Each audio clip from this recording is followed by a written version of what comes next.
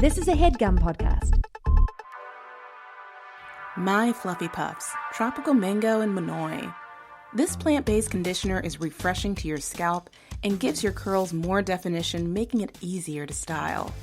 Go to myfluffypuffs.com. Save 16% off of any order using the code UNRULY16. That's myfluffypuffs.com.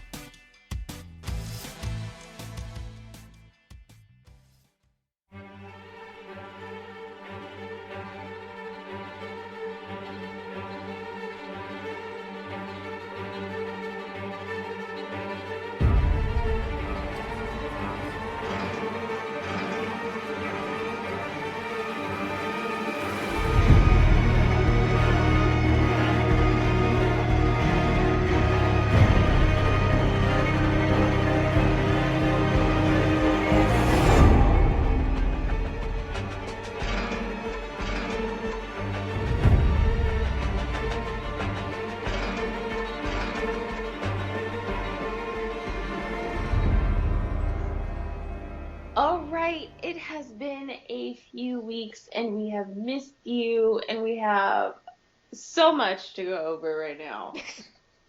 It's insane. It's a lot of time. Like I'm legit I'm a wealth of Walking Dead knowledge right now. It's 180 minutes. There's a lot of chunks out of my life, but you know what? It's okay. It's okay. They were long chunks, but I appreciated those long chunks. So we have missed you. I am your host, Kayla. And I am Mel. And yeah, naming this episode is going to be freaking ridiculous. I don't know what it's going to be called. I don't know. It'll flow. There's so much to choose from. There's so many different topics to just go and have a really good, fun time with. Like, from Carol getting stuff dropped off at her door by all these men. No, let's start with last episode. The last 90-minute episode with Carl, who lost it and then went to go confront Negan. That whole episode made me uncomfortable. So uncomfortable. Oh my god, my poor baby. I was like, you went from crazy to child, back to crazy, back to child again. It was just, so much was going on. So much. And then I finally understood what was going on with the Saviors. They're a cult. It's a cult. It's a cult. You know what? I have been literally so uncomfortable watching, the Scientology documentary on A&E. That's how that episode made me feel. I felt like I was watching L. Ron Hubbard, and I did not appreciate it. The Saviors are post-apocalyptic Scientology. Apparently, yes! So yes, is Tom Cruise Negan? No, he's so small.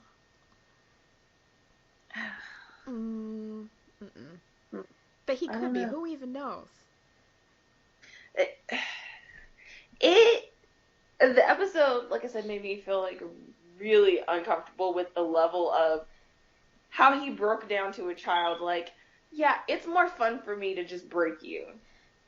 Yeah, and then we never knew, like, what he was gonna do. Well, I didn't know since I didn't read the comic, but what he was gonna do with Carl.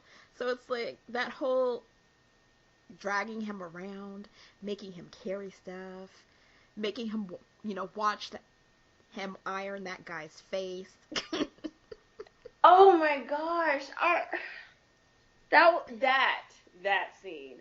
And I'm glad they didn't show the initial, impact of the iron hitting his face, because I think I probably would have thrown up. I was not ready for that. I just knew. I'm like, watch when they pull that iron away, it's going to come off his skin. And that is why Jesus's extensions are so bad, because they're paying all this money for the special effects for, the flesh, the zombies, the sick, Carl's eye.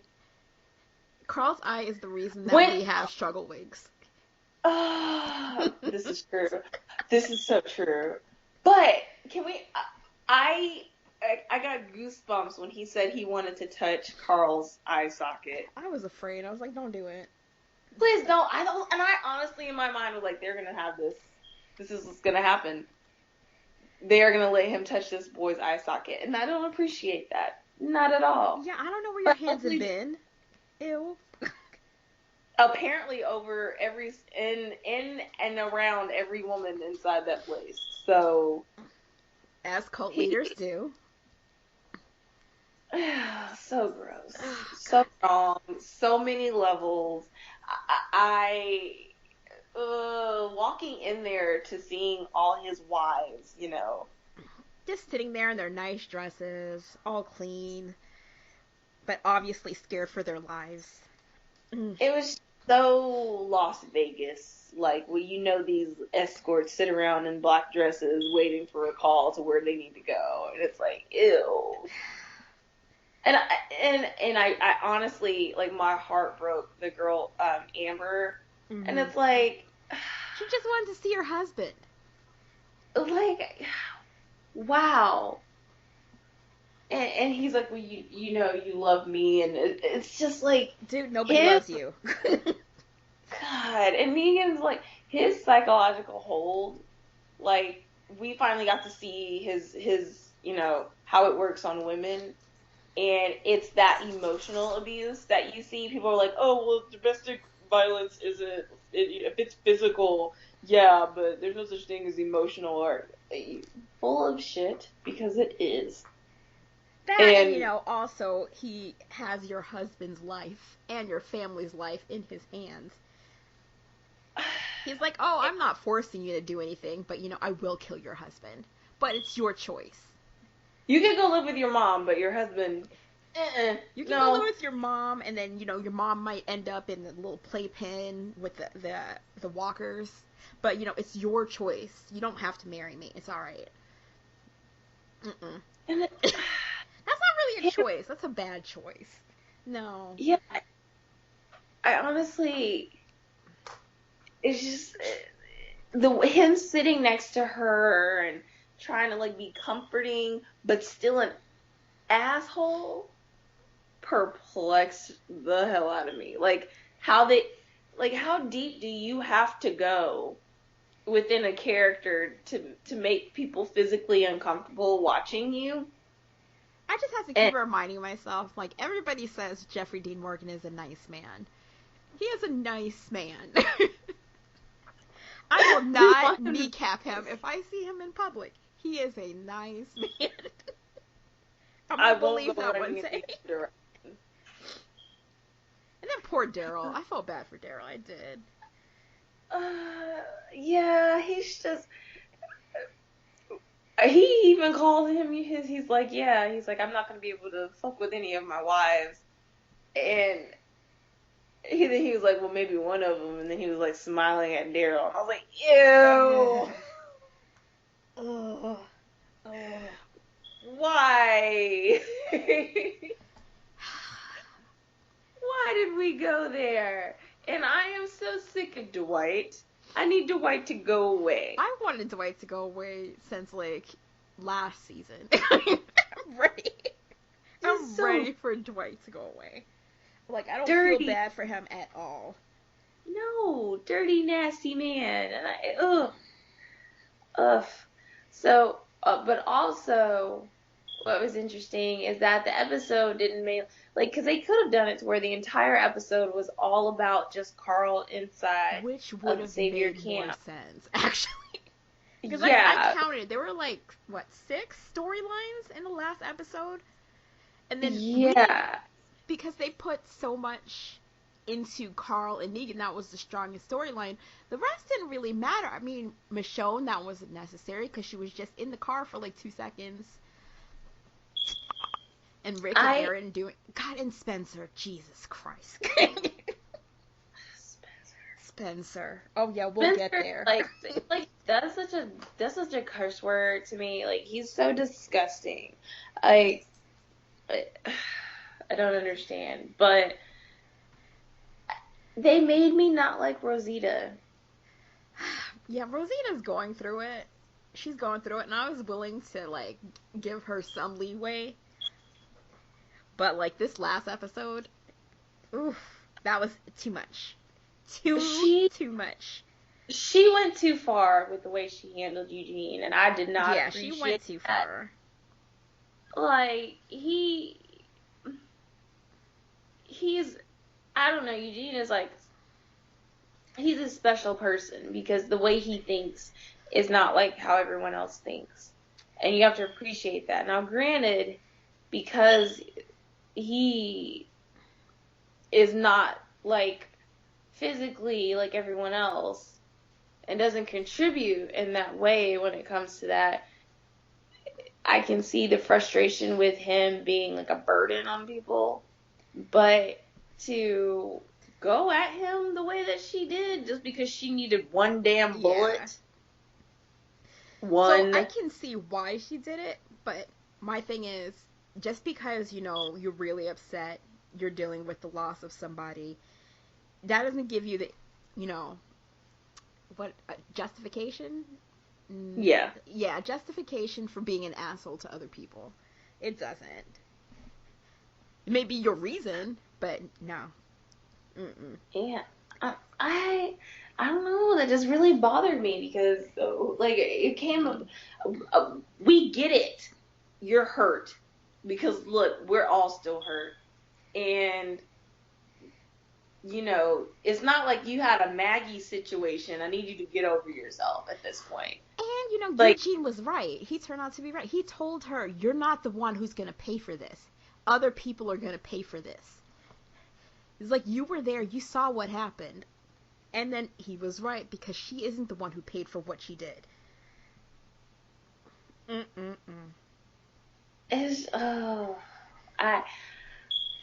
Alright, so the storylines from the last episode were Eugene and Rosita, Gabriel and Spencer, which I actually really did like, because Father Gabriel, oh my god, I kind of love him now. He said, "You're a tremendous shit." And I was like, yes! Exactly what we were all thinking, yeah. So, Carl and the Saviors with the side plot of Real Housewives of the Sanctuary, Michonne, and Rick and Aaron. And then really we only needed maybe 3 of those. Because I'm going to leave Rick and Aaron in there. Okay, can we talk about, and Mel, me and you have talked about this outside of the show, and fat shaming people and body shaming people, and how it's such a big, for whatever reason, they feel like they need to do it to, like, further a plot line. I didn't need any fucking fat joke about Olivia. Not one. I get that that's Negan's character, but we've already heard the fat jokes about her from the first time he met her. Like, we don't really need at this point for it to be drilled in that Negan's an asshole. We all got it. We've gotten it all season. So you can tell when writers and what kind of writers, and I'm not going to get into what kind of writers write that kind of shit to be put on TV, but it gets to be a bit much, and you have to back off a little bit. So I did like that slap though. Yes. Apparently she slapped the shit out of him in real life. Really? Yeah, because it was on Talking Dead and they were interviewing, and she's like, yeah, he kept telling me, just hit me, just hit me, just hit me. And then she just, reached back and then hit him with the force of all of our wishes. Like, so bad that people rushed on the set to start laughing. Like, that was his real reaction because she hit him that hard. See, that's what we all wanted to do. Yeah. Like, him being in that house made me so uncomfortable. And that moment that he picked up Judith, I about fell out. I think I fell out on the ground. Holding Judith. Oh, I'm like, is he going to take Judith? Is he going to do something bad to that baby? And I was like, Carl, this is why you should have thought, ahead before you went over there. But you're a child, so I can kind of see why you didn't. You need to stop making excuses for him. Badass kid. So sick of him doing shit he's not supposed to do. That's all he does. I don't do no rules. I have no rules, but I need someone to come save me. He did kill a bunch of people, though. So he didn't kill many people with his Well, little he killed, machine like, gun. When he was 3 like, people. when Negan's like, you picked that gun because it looked cool. You did. And I was like, yeah, that's why he did, because he's a child. But it worked, though. Well, yeah, it worked because Negan didn't kill him. Negan's fascinated by Carl. I don't know. But like you said, there were so many plot points in that episode. It just got so over. Most were unnecessary. Yeah. Actually, we didn't really need Rick and Aaron's storyline. They could have done most of it in this episode. True. Well, the thing is, you really just needed Spencer. If you were going to do the storyline, you just do Spencer. And then explain it. Excuse me.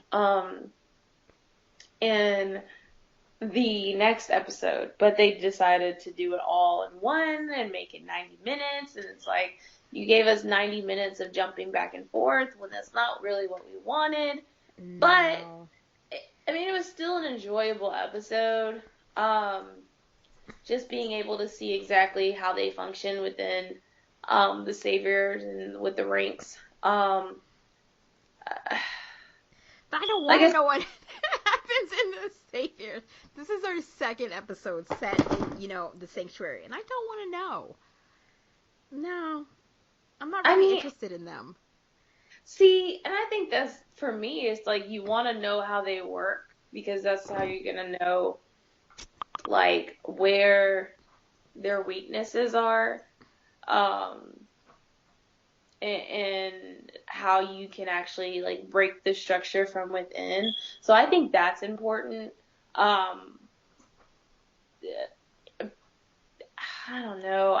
The episode was a lot, but I felt like it was okay. I actually liked the next episode better, and I felt like it was a pretty good, solid ending to this half of the season. Oh, God, yeah.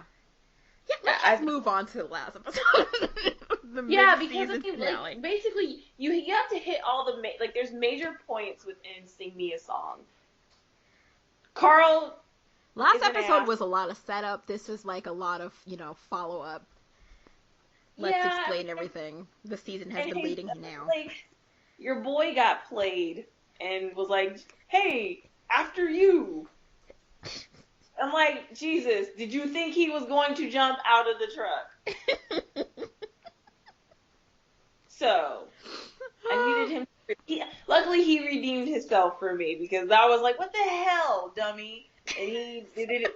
Like, did you not think? Like, this kid has run away from, like, a place of safety to jump in the backseat of a truck with guns. Oh, yeah. And you thought he was going to jump out with you. Congratulations, you fool. Well, he thought Carl was, a regular child, and he's not. No, Jesus needs to spend some more time with Carl and see all the crazy that's, manifesting in there. But Jesus is really good at getting in and getting out places. Sneaky. Children are sneaky. Badass kids. Carl is, like, if they were to remake Children of the Corn, Carl would be Malachi. Like, real freaking awesome. Bad as hell and He's sneaky. Not evil. God, I can't. And everybody's like, oh, he's so, he's just so broken because his dad. I'm like, broken.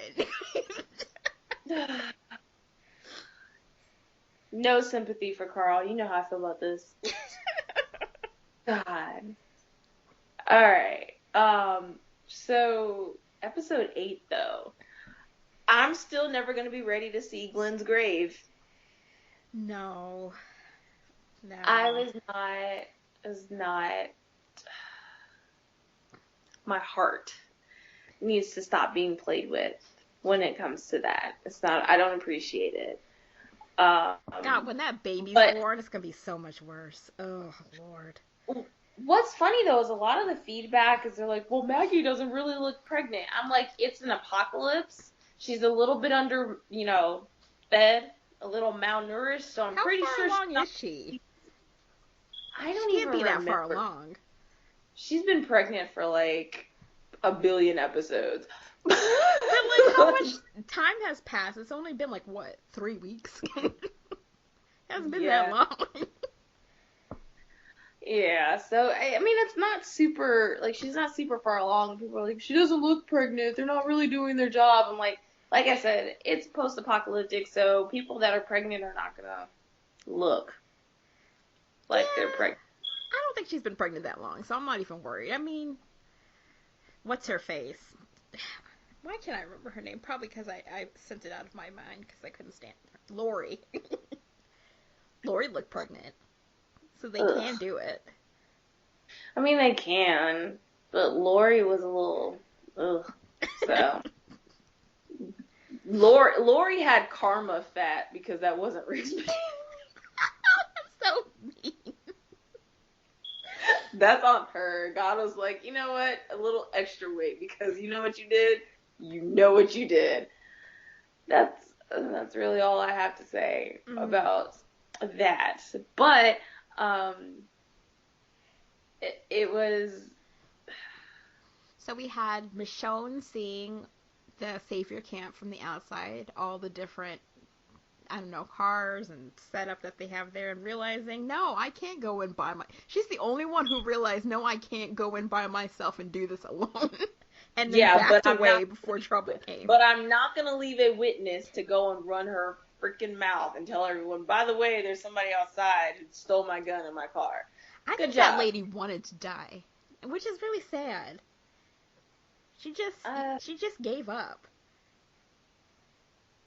I mean, yeah, that creepy little message, we are all Negan. Like, Well, he does drum that into them.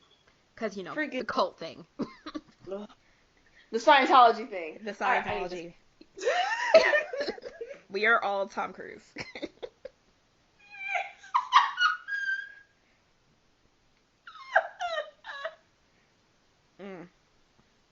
I can't.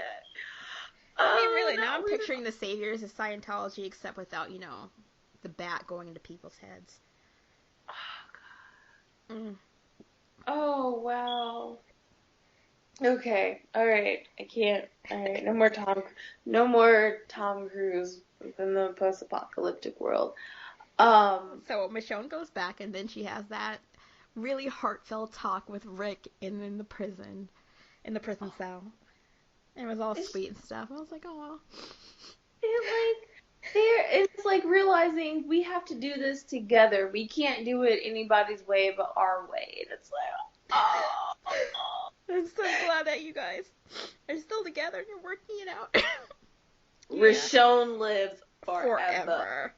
It's like 4+ ever. That is Rashone. Mm-hmm. But it was just nice to see that because when he was talking to Aaron, it was like, Michonne doesn't think that I'm doing the right thing.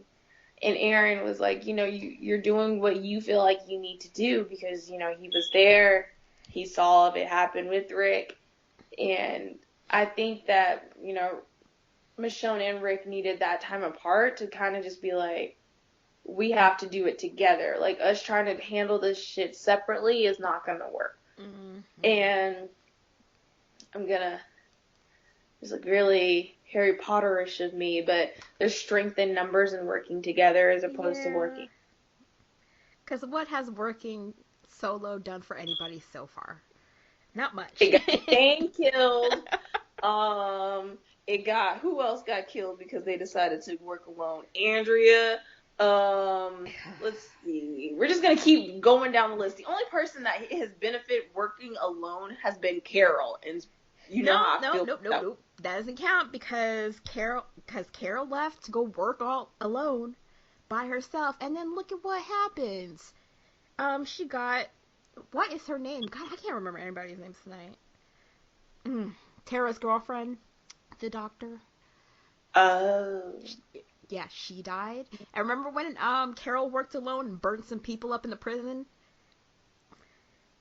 Man, but Carol's nuts. So she's like an anomaly. She needs to be by herself because she's a jinx. So. But this is what you get for working alone. Also, Carol working alone scared that little boy so bad that he freaked out and got his family killed.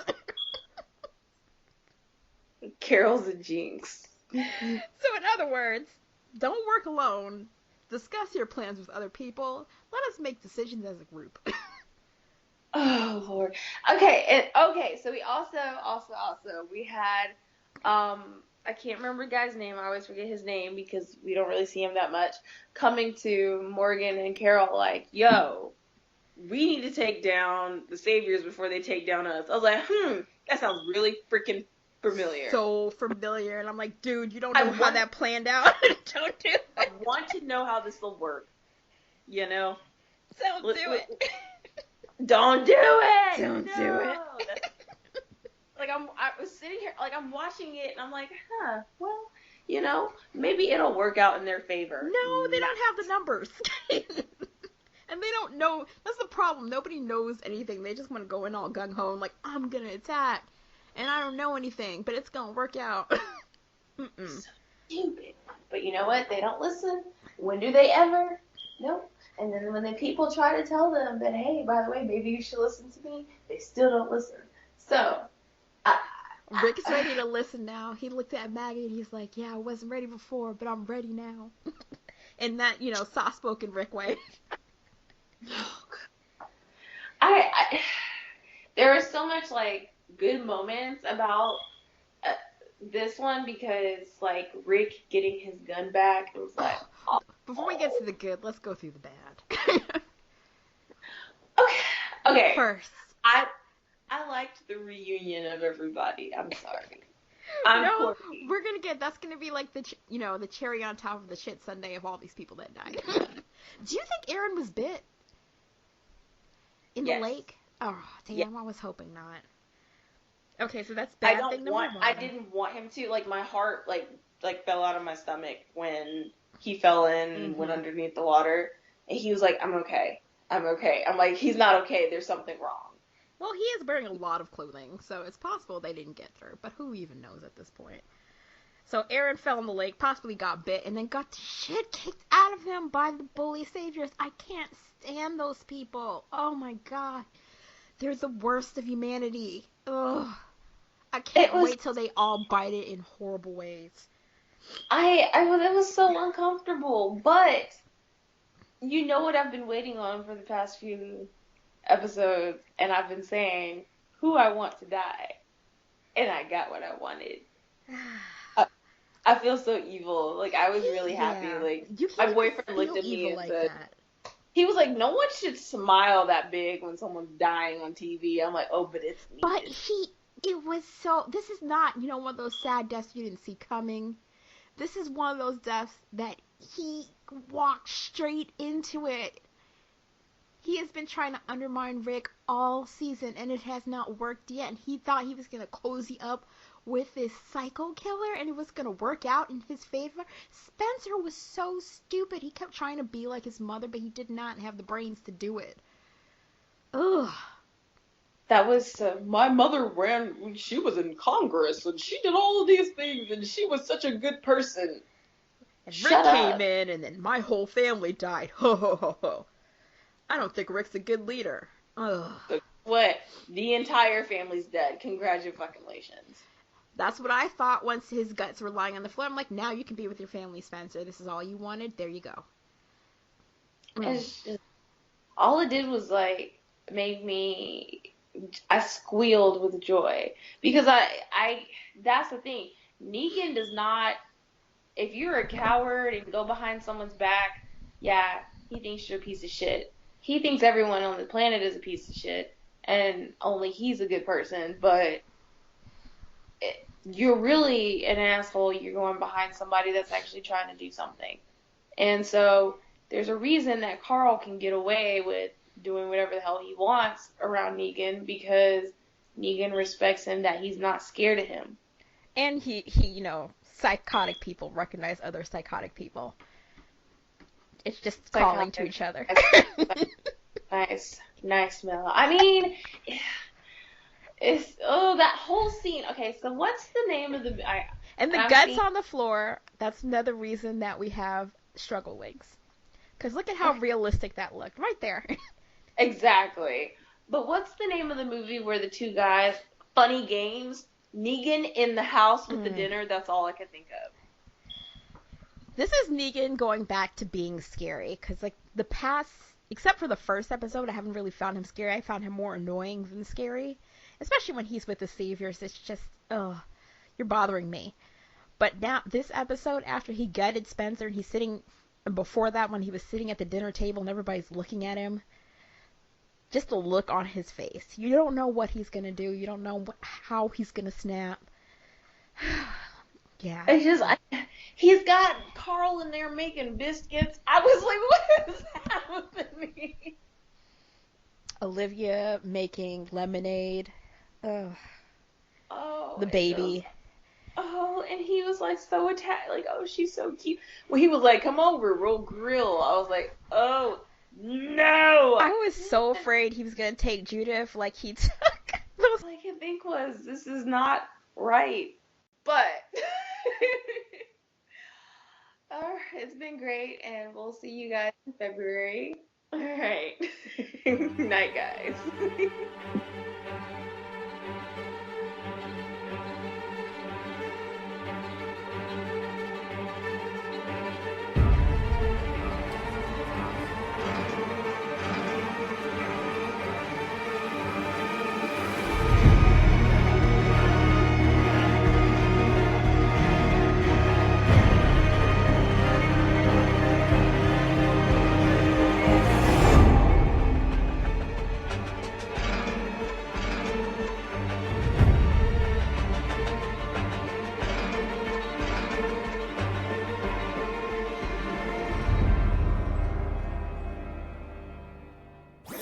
That was a HeadGum podcast.